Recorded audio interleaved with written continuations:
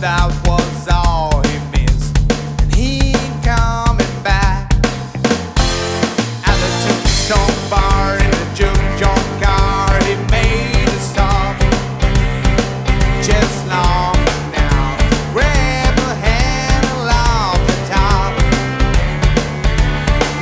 Hi drummers, hope you're well. Right, Lido Shuffle. Shout out to channel member Paul, who's working on this one. And this is just an absolute Jeff Porcaro masterclass, as most of them are, or all of them are in fact. It's got that golden shuffle feel. The key elements here are a shuffle on the hi-hat, a big snare drum hit on 2 and 4, a very busy bass drum part where the bass drum plays nearly all the swung or shuffled eighth notes, except for the one where you hit the snare, and then ghosted notes. This is the big one, man. If you think of your shuffle as 1 triplet, 2 triplet, 3 triplet, 4 triplet, well, the little one in the middle that you miss out to form a shuffle, the trip, if you like, 1 triplet, 2 trip. The trip is a ghosted note, a little quiet note, as quiet as you can play, like lovely Dorothea Taylor talking about hitting on her eggshells, you know, with hitting an egg, making a clean contact, but without any risk of breaking it, that kind of thing. So there's a lot of stuff going on here. This is quite similar as well to what a lot of people would describe as a Purdy shuffle or an in the gaps shuffle,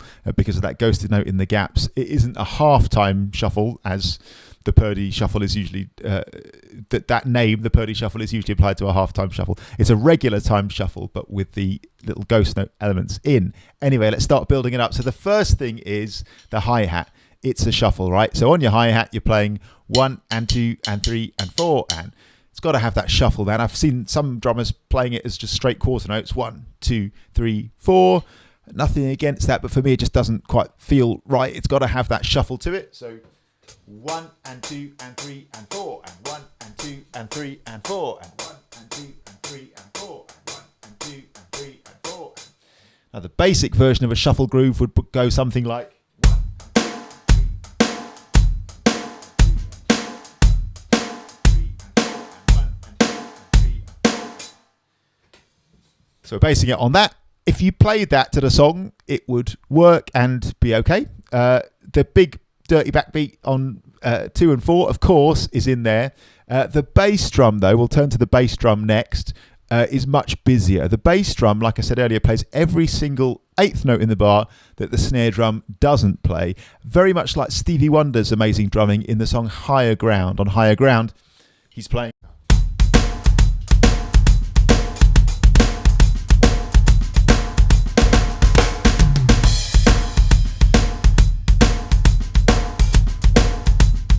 kind of bum, ba bum, ba bum, ba bum. Now it's almost that here, but on the note where you hit the snare drum, the bass drum doesn't play.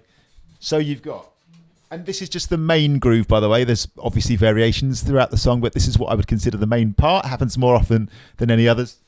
1 and 2 and 3 and 4 and 1 and 2 and 3 and 4 and 1 and 2 and 3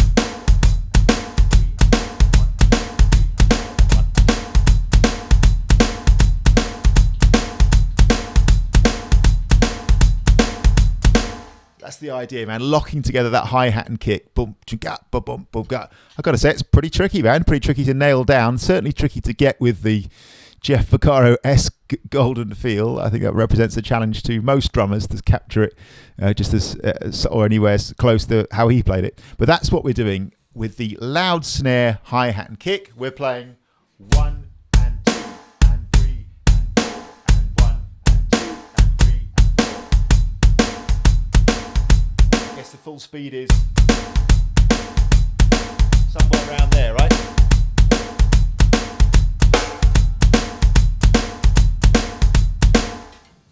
Somewhere around there. And if you play that, it will totally work, and that's fine. But we've got those ghosted notes. Now this is, yeah, like I said, an in the gaps shuffle, or Purdy shuffle, so to speak. The big thing here is on the trip, or the little moment in between each shuffled two on the hi-hat, you've got that little ghosted note. So let's take away the bass drum for a second and just work on our hand part. I've done various videos about sort of in the gap shuffles, ghost note shuffles before, and I'll link to those in the description below. But the basic idea is 1 triplet, 2 triplet, 3 triplet, 4 triplet, 1 triplet, 2 triplet, 3 triplet, 4 triplet. So if you think of your regular shuffle, 1 and 2 we're playing a little ghosted note every single time in between the number and the and. 1 and 2 and 3 and 4 and 1 and 2 and 3 and 4 and 1 and 2 and 3 and 4 and 1 and 3 and 3 and 4 and 1 and 2 and 3. That depends where you're at with your drumming. One good place to start with this can actually be, if you're at the beginning with it, to remove the backbeat snare drum for a bit and just play this 1 triplet over and over. 1 triplet, 2 triplet, 3 triplet, 4 triplet, 1 triplet, 2 triplet, 3 triplet, 4 triplet, triplet, 2 triplet, 3 triplet, 4 triplet, 1 triplet, 2 triplet, 3 triplet, 4 triplet, 3 triplet, 4 triplet. So this is a really good exercise, I would say, like to get into the feel of the thing. Because of course what you need at speed is for your hands to be automatic, right? For you don't want to be thinking about this. You need that to be absolutely just cooking, man. On the boil. 1, 2, 3, 4. 1, 2, 3, 4. Again, 1 triplet. And then that 3-note figure on every beat. 1 triplet, 2 triplet, 3 triplet, 4 triplet, 1 triplet, 2 triplet, 3 triplet, 4 triplet. Once you've got a little feel for that, you can then bring the backbeat snare drum in. This is the big hit on the 2 and the 4. This involves a little move that goes 2, as in a loud snare and a hi-hat, trip, as in a ghosted snare, let, as in a hi-hat. That's the move, man. And my experience of learning this anyway was plenty of time spent just showing your brain those 3 notes in order. You have to take the time to actually learn this. Go slow, show your hands and your feet and your brain one moment, one event at a time. Well, that was my experience of learning it anyway.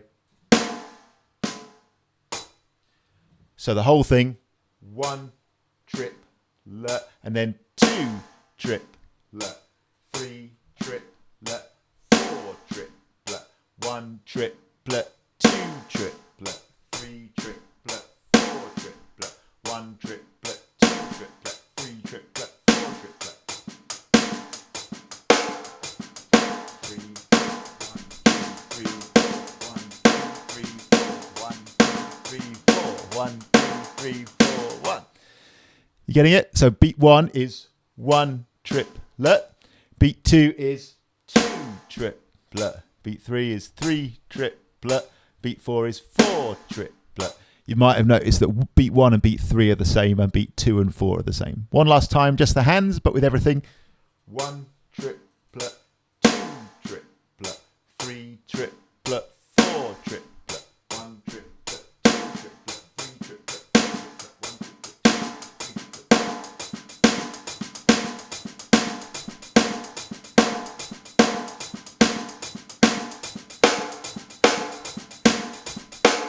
So classic in the gap shuffle. If you put a bass drum on beat 1 and beat 3, that would give you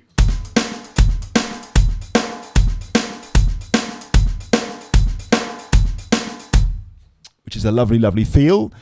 Obviously, we're looking to play the bass drum as described earlier, which is every swung 8th note except where the snare drum is. So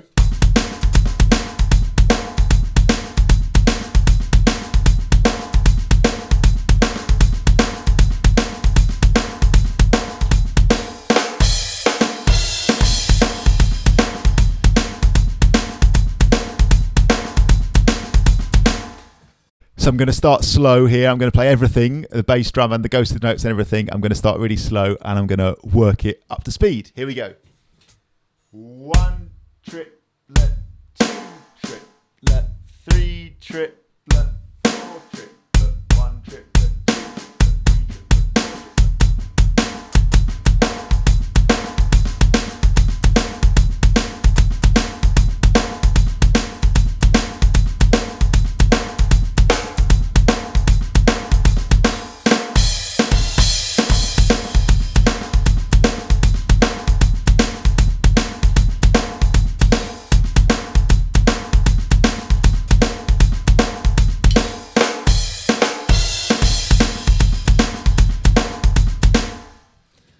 Very, very lovely groove, man. Now, this takes a lot of time to build up, I reckon. Like I often say, it really does depend where you're at with your drumming. But yeah, I mean, Rosanna, right? The famous halftime Jeff Porcaro groove from Rosanna.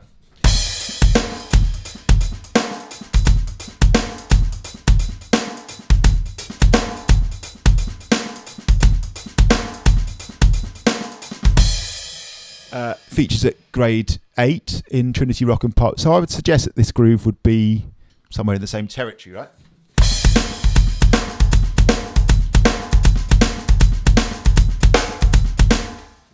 So long story short, don't sweat it, man. If you've not been playing the drums that long, lots of people ask about grooves like this, and sometimes they've been playing the drums for a few weeks or a few months, and you do sort of have to say, these things take time. We're talking here about physical skills that I find pretty challenging, honestly.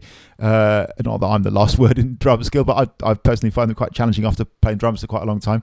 And man, these physical things really do take some time to build up. Obviously, we're standing on the shoulders of lots of other core skills here, like keeping a shuffle groove rock solid and playing that sort of quickly and nicely, bass drum technique, ghost note versus loud note on the snare drum. Loads of physical skills here, so don't sweat it, man, if this takes some time to build up. Shout out to Paul, amazing suggestion, and I'll do a full playthrough of this song, I think tomorrow or the day after.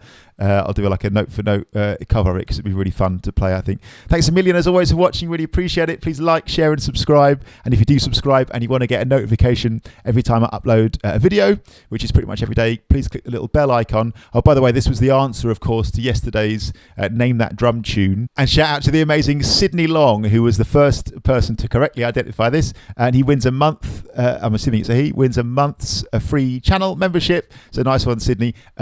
Your best chance of winning, there were loads and loads of right answers. You have to get there first. Your best chance of getting there first is to subscribe, please, to this channel on YouTube. The videos are always uploaded there first, and you press the little bell icon so you get a notification every time I upload a video, and obviously that gives you the best chance of getting to the video first and giving the correct answer. There'll definitely be some prizes, including channel membership and stuff like that, more so in the future, so keep your eye on that. And yeah, thanks a million as always. Shout out as ever to all the lovely people who support this channel. Thanks to all the amazing people who buy me a coffee via my Buy Me a Coffee support page, and all the channel members, not least Paul for suggesting this one. If you found these videos helpful or useful or entertaining or feel positive about them in some way, and you're in a position to, please consider supporting the channel in that way. As a channel member in particular, you get a load of things in return, including a customized, personalized practice plan, complimentary Zoom session, access to future sessions face-to-face or on Zoom, members videos, breakdowns of the covers that I do here, loads of other features as well. So please check that out in the description below. That's my Buy Me a Coffee page, if that sounds like it would be of interest. Cheers, see you soon.